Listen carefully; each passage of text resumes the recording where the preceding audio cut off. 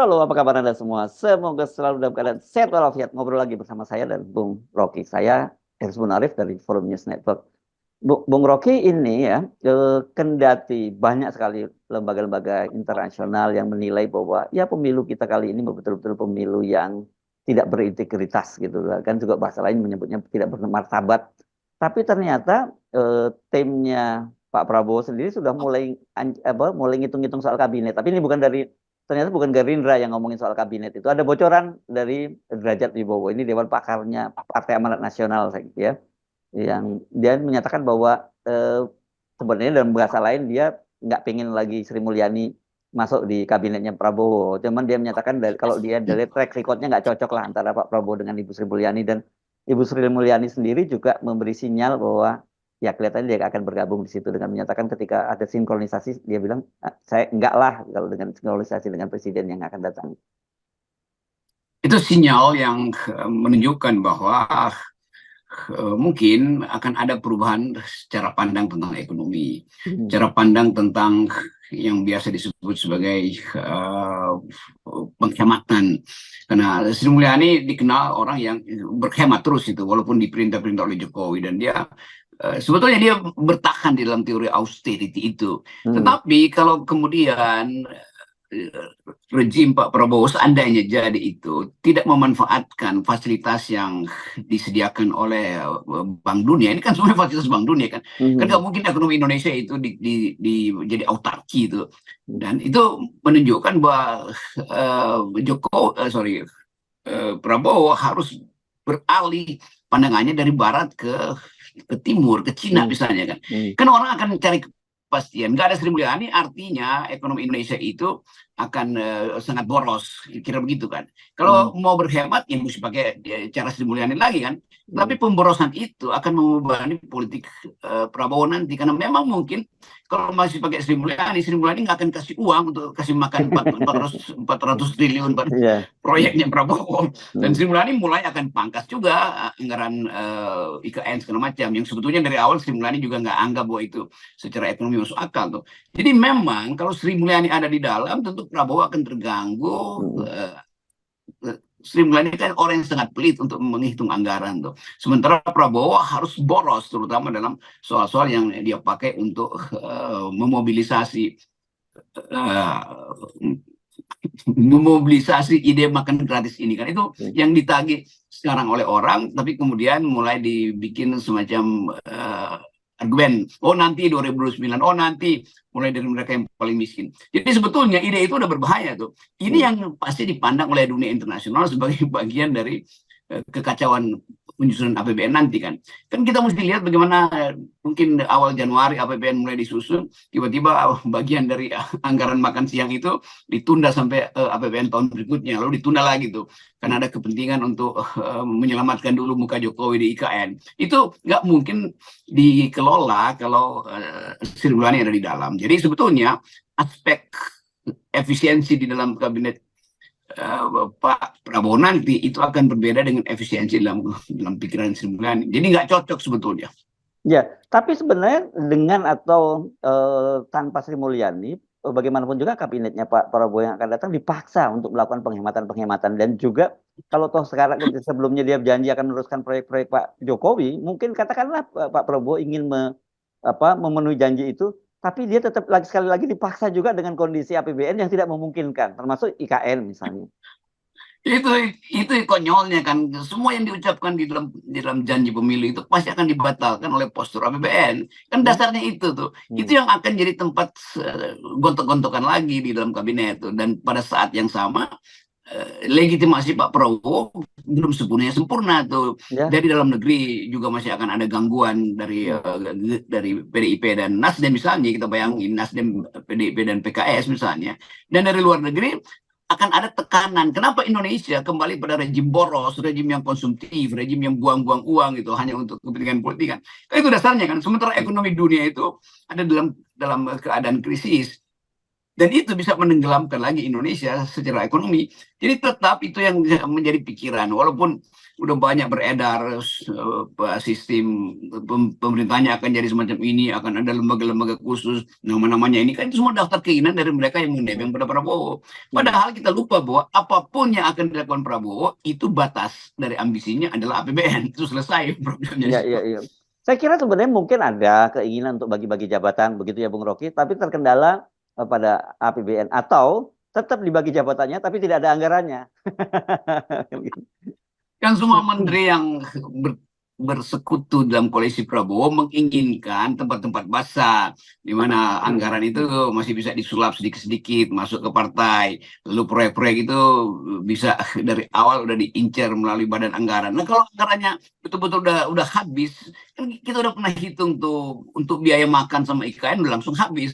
Ya. Pakai biaya utang luar negeri udah habis tuh, itu berarti pendidikan akan terlantar, atau sebaliknya kalau pendidikan mau dipakai itu berarti utangnya makin besar lagi, berarti tagihan bulanan bayar utang makin besar, tagihan cicil makin besar. Jadi semuanya ini soal pohon uang yang ada di musim gugur.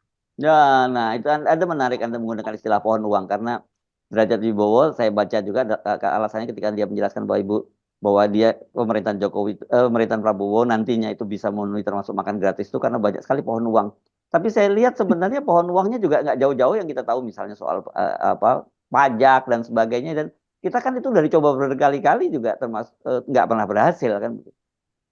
Iya, saya pakai tadi istilah pohon di musim gugur. Kalau pohon di Oh. musim semi ya ada daunnya. Ini di musim gugur mah pohonnya nggak ada apa-apa kan. Hmm. Dan itu akan bertemu dengan sisa-sisa kemarahan publik, sisa-sisa kejengkelan publik, dan itu pasti akan bikin frustrasi tuh. Kalau terjadi frustrasi itu yang pertama kali kena impactnya adalah Gibran sebagai wakil presiden kan. Kan kita bisa bayangkan itu kan di Oh ruang iya, sidang kabinet, Gibran nggak betul. ngerti apa yang disebut postur anggaran, nggak ngerti bagaimana caranya meminta jaminan internasional, karena itu cuma ada pada Sri Mulyani, lalu pusing di situ kan. Tentu Erlangga punya kemampuan lebih, tapi Erlangga merasa bahwa ya gue cuma dapat segini, ngapain gue mesti bersusah payah tuh, dan nggak ada semacam kelebihan anggaran yang bisa dipakai untuk aktivitas politik dalam tanda kurung kan.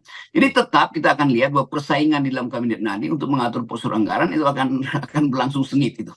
Ya, ya. Ini sekedar bocoran aja untuk Pak Prabowo dan timnya ya. Walaupun sebenarnya saya yakin Pak Prabowo dan timnya paham bahwa sebenarnya ini satu basis legitimasi pemerintahan Prabowo itu nanti akan berat karena akan diganggu terus. Tetapi sebenarnya ada cara sebenarnya buat yang efektif buat Pak Prabowo untuk mulai memulihkan sedikit itu ya dengan tidak memberi peran Gibran gitu, dengan cara menghukum Gibran dia akan dapat dukungan publik walaupun tetap sebel sama Prabowo gitu. Ya itu kondisi akan begitu. Orang Ya. akan melihat kabinet itu kabinet Prabowo dan Gibran akan dibully terus. Dan kalau dia dibully terus itu Prabowo merasa bahwa kok nggak selesai-selesai kan. Jadi satu-satunya cara adalah Prabowo mungkin betul-betul akan segera jadikan Gibran sebagai wakil presiden yang nggak perlu tampil ke publik. Sebab setiap kali presiden tampil ke publik itu uh, legitimasi jatuh lagi kan. Jadi bayangkan misalnya setelah pelantikan nanti Oktober itu ternyata headline itu hanya pada Prabowo terus, dan pers juga akan anggap bahwa itu Prabowo aja, kan pers nggak pernah anggap Gibran sebagai punya kapasitas, walaupun dikampanyekan oleh Prabowo sendiri dia punya kapasitas, tapi lain ketika dikampanyekan dan fakta pemerintah nanti kan. Tetapi ini soal negara dengan kerumitan macam-macam tuh, apalagi DPR mulai ngoceh-ngoceh nanti kan, mulai mempersoalkan ini apa sih postur anggarannya tuh, lebih baik balik lagi pada Jokowi deh daripada postur anggaran seperti ini. Jadi Jokowi zaman Sri Mulyani misalnya kan, itu ledek-ledekan yang akan muncul, dan Prabowo pasti akan sangat mulai gelisah lihat keadaan itu, dan kegelisahan itu akan tercermin di dalam headline-headline di awal-awal pemerintahan. Headline pertama mungkin Prabowo akhirnya memimpin sendiri tanpa kehadiran Gibran. Nah, itu misalnya tanda sidang kabinet pertama. Dan semua itu kita bayangkan aja sebagai kerumitan pasca seseorang memenangkan kekuasaan dan tidak lagi menghendaki membagi kekuasaan dengan pihak lain. Ya, dan kan sebenarnya kita sudah paham yang kemarin juga disebut-sebut banyak muncul dan orang salah memahami soal politik pork barrel ya, politik gentong babi itu kan bahwa sebenarnya para politisi itu ya bagaimana cara menyuap hati rakyat itu dengan cara membuat perutnya kenyang gitu ya. Nah, ketika problem itu sekarang katakanlah Pak Prabowo ingin memenangkan itu dengan membuat perut masyarakat kenyang. Persoalannya sekali lagi balik kepada anggaran dan harus bagaimanapun dia harus menyalahkan Pak Jokowi karena politik anggarannya yang infrastruktur yang gila-gilaan itu yang menyebabkan sekarang kondisi kita seperti ini gitu. Ya belum apa-apa harga beras sudah naik terus Betul. menerus, lalu impor, lalu orang mulai merasa itu artinya melecehkan akal sehat dong. Mestinya setelah pemulihan psikologi politik, harga beras mesti udah turun tuh, ternyata enggak tuh, dan Jokowi mulai pakai alasan karena dia menganggap bahwa ya ada distribusi yang kacau segala macam. Loh, bagaimana itu didasarkan pada soal distribusi? Kalau memang dari awal direncanakan untuk mensejahterakan rakyat, ya perbaiki distribusinya kan. Jadi kemampuan rakyat untuk mulai mengolah isu itu akan dimulai. Mungkin minggu depan udah dimulai itu. Dan soal beras ini juga soal yang sangat berbahaya tuh. Karena masih ada 6 bulan Jokowi mesti atasi banyak soal, sementara Prabowo udah bersiap-siap untuk menggantikan Jokowi. Jadi persaingan antara Prabowo dan Jokowi itu yang akan terjadi sampai bulan Oktober justru. Bukan Jokowi minta perlindungan Prabowo, tapi Prabowo pasti akan jengkel. Karena apa yang dia bayangkan di Oktober masih dicawe-cawekan oleh Pak Jokowi. Jadi itu watak kekuasaan begitu tuh. Yang tadinya adalah kawan, tapi dalam persaingan politik itu akan jadi lawan. Maka kita akan lihat nanti dalam prediksi saya itu persaingan antara Jokowi yang memang masih ingin bertahan dan Prabowo yang memang berasal dari presiden. Ya, dan kalau kita lihat watak ya, kalau kita sekarang ngomong Pak Jokowi ini kan dia bukan politisi itu yang tahu diri begitu, katakanlah oh sekarang gue sudah tidak sorry saya terpaksa menggunakan soal itu ya karena memang ya itu memang itu masalahnya. realitasnya seperti itu. Kenapa saya jelaskan karena Anda tertawa, tapi memang realitasnya seperti itu. Kita nggak yakin bahwa dia tahu bahwa dia dalam posisi lemdak dan kemudian dia masih terus ya seperti tadi mau menjadi jembatan, mau apa dan sebagainya, dan itu akan terus dilakukan. Padahal saya kira katakanlah sekarang begini, dia berhasil sekarang mengkonsolidasi kemenangan 02 itu melalui aparat penegak hukum misalnya begitu. Tapi para aparat penegak hukum ini kan sudah tidak bisa pegang janjinya Jokowi lagi. Dia harus kepada pemenangnya dalam ini, katakanlah kalau nanti diumumkan ya Pak Prabowo kan begitu. Dan itu tuannya udah berpindah, Bung Rocky. Prabowo ngerti bahwa faktor Jokowi ada di situ, tetapi bagi Gerindra itu yang memenangkan itu adalah Gerindra sendiri, bukan Jokowi sebetulnya kan. Ya seolah-olah Jokowi ada poin di situ. Tapi kalau kita lihat faktanya, memang Gerindranya sendiri udah moncer itu sebagai partai ya, lepas dari soal legitimasi adanya Gibran di situ kan. Jadi akan ada klaim baru bahwa Jokowi memang ada di situ, tapi dia bukan faktor itu.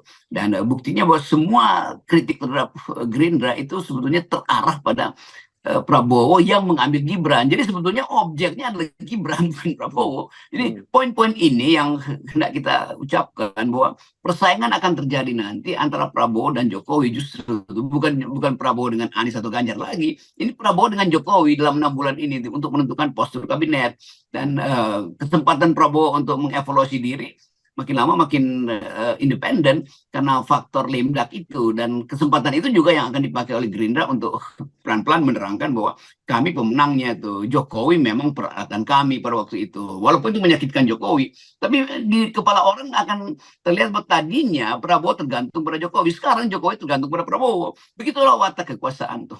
Ya, dan sebenarnya kalau sejak awal Jokowi menyadari itu nggak perlu terjadi. Itu sunatullah kok ya, Bung Rocky ya. Itu hukum alam yang biasa saja harusnya begitu ya. Maksudnya kalau dia tahu diri dari awal. Diulang lagi sama Anda. Dan Ibu Megawati yang akhirnya mengerti bahwa ini orang nggak tahu diri dari awal sebetulnya kan, walaupun ya masih diperlukan oleh PDIP. Jadi sekali lagi mungkin Ibu Mega lagi menyaksikan bagaimana kadernya itu yang nggak tahu diri itu diombang-ambingkan oleh kegelisahan dia sendiri itu.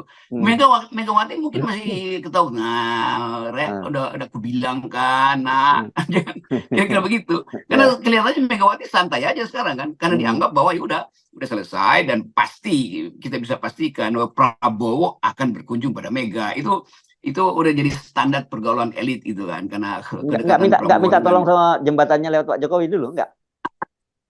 Jembatan layangnya juga udah runtuh walaupun layang-layang. Itu tetap kita akan lihat itu pertemuan antara elit. Tapi Prabowo mungkin masih butuh waktu karena gugatan kecurangan itu juga akan jalan terus kan, nggak mungkin itu dihentikan, dan publik juga tetap menginginkan ada kejerihan dari KPU, bukan lagi pada Prabowo tapi pada KPU. Nah bahayanya kalau KPU pada akhirnya mulai menemukan fakta yang nggak mungkin dia bantah, itu soalnya tuh. Ya, Dan ya. Jokowi akan diseret lagi di situ bahwa ini adalah kerjaan Jokowi bukan kerjaan Prabowo. Kira-kira begitu persiapan intelijen antara tokoh-tokoh ini. Ya, saya kira memang seperti itu, Bung Rocky ya. Seperti KPU itu, oke, kita tahu KPU juga punya andil salah gitu. Tapi kan KPU itu cuma operator gitu sebenarnya. Jadi ya mereka hanya menjalankan order dari para pimpinannya, dari yang memberikan order. Kalau enggak ya akan dicabut lagi kekuasaan dari mereka. Kan mereka ini kan orang seperti Hasyim Asyari yang sudah sampai 2 kali dapat peringatan keras, dan yang terakhir peringatan keras dan terakhir dia masih bisa duduk di situ itu ya karena itu tadi kan gantungannya, karena dia harus menjalankan operasi-operasinya. Kalau enggak ya dia akan kena juga. Bagi Prabowo, kalau kita berpikir logis, tentu Prabowo akan bilang, ya oke, pakai standar yang 2019, ketika saya kalah pun saya udah dapat 48% atau berapa persen itu kan. 44% Jadi waktu itu. berapa? 44,5. 40% itu. Ya. Nah sekarang kalau 44% itu saja yang jadi dasar saya nggak perlu bantuan Jokowi. Jadi kalau dia dapat 58% sekarang, itu adalah 14% itu adalah tambahan dari Jokowi yang bentuknya adalah kecurangan. Kira-kira begitu gampangnya kan. Jadi Jokowi menambahkan kecurangan pada elektabilitas Prabowo yang 2019 sudah 44. Dan itu kalau dia dapat sekarang 44 juga dia menang terhadap Anies maupun Ganjar kan.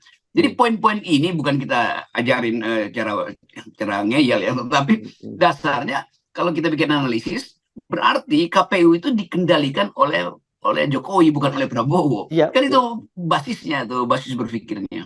Ya. Dan itu yang sekali lagi bersama dengan Gibran akan menjadi beban berat buat Pak Prabowo. Jadi menurut saya kira cepat atau lambat harus ada disasosiasi gitu ya antara Prabowo dengan Jokowi dan Gibran.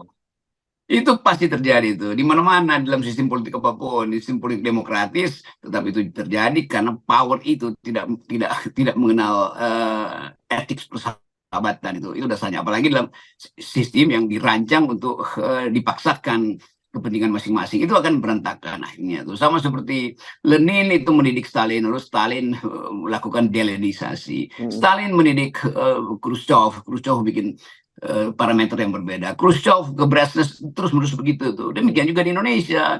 Bagaimanapun Soeharto itu adalah anak didik Bung Karno, lalu jadi perbedaan tuh. Lalu Soeharto itu mendidik Presiden Habibie bikin perbedaan, demikian seterusnya. Jadi jangan berharap bahwa sekarang itu Gibran akan betul-betul diasus sebagai pengganti Prabowo nanti, itu nggak masuk akal tuh. Bahkan dari segi kepentingan Gerindra sendiri nggak masuk akal Gibran itu dijadikan alasan Prabowo untuk menitipkan Gerindra. Nggak bisa begitu tuh. Tetap Gerindra itu adalah partai yang udah punya sistem dan punya value sendiri.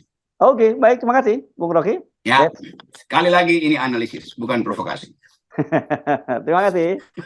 Walaupun nadanya begitu. Yep.